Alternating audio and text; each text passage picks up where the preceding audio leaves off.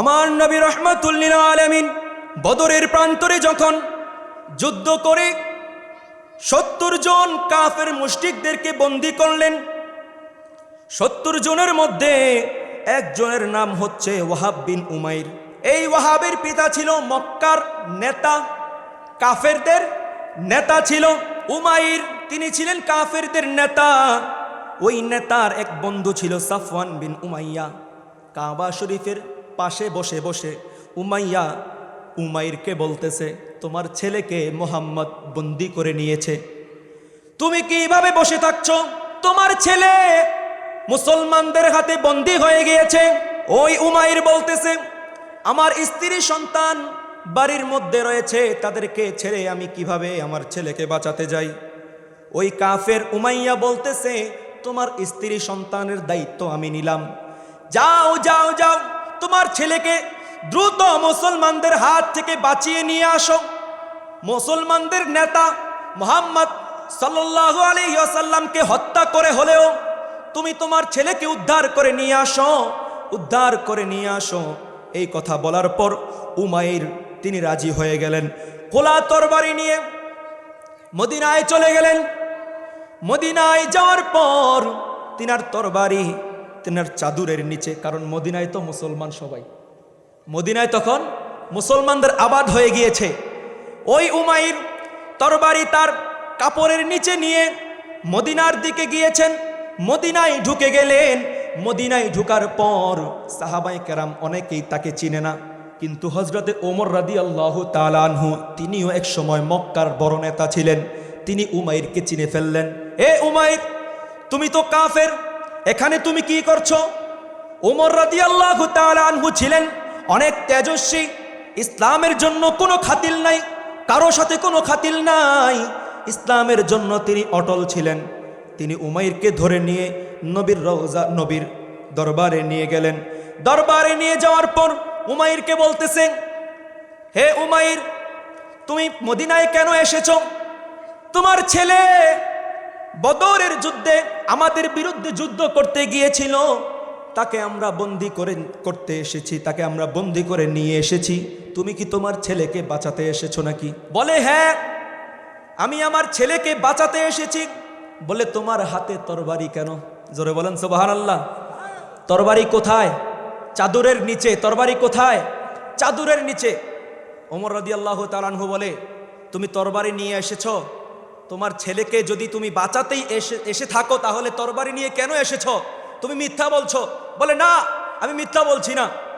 ওমর রাদিয়াল্লাহু তাআলা আনহুকে তো সবাই ভয় পায়, জীবন বাঁচাতে এখন মিথ্যা বলতে হবে, কথা বলেন ঠিক কিনা? তো জীবন বাঁচাতে এই উমাইর, কাফের উমাইর বলতেছে, না, আমি কোনো রকম হত্যাযজ্ঞ বা কিছুই করতে আসিনি, আমি আমার ছেলেকে নিতে এসেছি। তো বন্দীদেরকে যখন বন্দী করা হয়েছে, ওমর রাদিয়াল্লাহু তাআলা আনহু বলছে, ইয়া রাসূলুল্লাহ, আপনি হুকুম দেন সবগুলার গর্দান উড়াইয়া দেই। আমার নবী রাহমাতুল লিল আলামিন বলছেন, না, গর্দান উড়ানোর প্রয়োজন নাই। তো আমার নবী বলছেন, গর্দান না উড়ালে জঙ্গলে নিয়ে তাদেরকে বোমা মারিয়ে সবগুলাকে ধ্বংস করে দেই। আমার নবী বলে, না, তাও না, চলবে না এটা। তখন আবু বকর রাদিয়াল্লাহু তাআলা আনহু বলতেছে, ইয়া রাসূলুল্লাহ, তারা তো মক্কার, আপনার জন্মস্থান মক্কায়, তারা তো আপনার দেশের মানুষ, আপনি তাদের প্রতি একটু দয়া করেন, তাদেরকে কিছু টাকা পয়সা দিয়ে আপনি ছেড়ে দেন। জোরে বলেন না সুবহানাল্লাহ। আবু বকর রাদিয়াল্লাহু তাআলা আনহু কতটা নরম তরবিয়তের মানুষ ছিলেন। তখন রাসূলুল্লাহ সাল্লাল্লাহু আলাইহি ওয়াসাল্লাম বলছেন, হ্যাঁ, আবু বকর যেটা বলেছে সেটাই আমরা করব, তাদেরকে ছেড়ে নিতে, তাদেরকে মুক্তিপণ দিয়ে যারাই নিতে আসবে আমরা দিয়ে দেব। এখন উমাইরকে নিয়ে রাসূলের দরবারে আসলো। রাসূলের দরবারে আসার পর রাসূলুল্লাহ সাল্লাল্লাহু আলাইহি সাল্লামকে বলছেন, ইয়া রাসূলুল্লাহ, আমি আমার ছেলেকে নিতে এসেছি মুক্তিপণ দিয়ে। ওমর রাদিয়াল্লাহু তাআলা আনহু বলতেছে, ইয়া রাসূলুল্লাহ, যদি তার ছেলেকে সে নিতেই এসে থাকে, তাহলে সে তরবারি নিয়ে কেন এসেছে? এখন আমার রাসূলুল্লাহ সাল্লাল্লাহু আলাইহি ওয়াসাল্লাম বলছেন, হে উমাইর, তুমি কি আমাকে হত্যা করার জন্য আসো নাই? তুমি কি তোমার বন্ধু সাফওয়ান বিন উমাইয়ার সাথে গুপ্ত মিটিং করে আসো নাই? জোরে বলেন না আল্লাহু আকবার। তুমি কি ওই কাবা চত্বরের পাশে বসে, কাবা শরীফের পাশে বসে আমাকে হত্যা করার জন্য তোমার স্ত্রী সন্তানদেরকে তোমার বন্ধুর কাছে আমানত রেখে আমাকে হত্যা করার জন্য আসো নাই? জোরে বলেন না সুবহানাল্লাহ। মিটিং হয়েছে কোথায়? কোথায়? মক্কায় কাবা শরীফের মধ্যে। আমার নবী মদিনাতুল মুনাওয়ারায় বসে বসে বলে দিলেন, হে উমায়ের, তুমি তোমার সন্তানকে নিতে আসো নাই, তুমি এসেছো আমাকে হত্যা করার জন্য। তখন উমাইর বলতেছে, ইয়া রাসূলুল্লাহ, ইয়া হাবিবাল্লাহ, আমি এতদিন বুঝি নাই, সত্যি আমি এখন বুঝতে পেরেছি। আমি মক্কার জমিনে আমার বন্ধু সাফওয়ান বিন উমাইয়ার, আমার বন্ধুর সাথে গুপ্ত মিটিং করে এসেছি।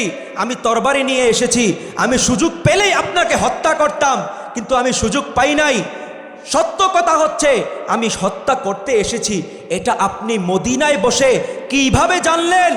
আর আমার ছেলের জন্য আমার স্ত্রী, আমার সন্তানদেরকে আমার বন্ধুর কাছে আমানত রেখে এসেছি, এটা আপনি কিভাবে জানলেন?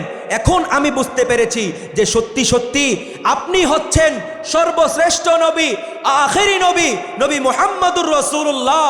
আমি আর কাফেরদের যে ধর্ম রয়েছে ওই ধর্মের মধ্যে থাকবো না, আমি মুসলমানদের ধর্ম গ্রহণ করলাম।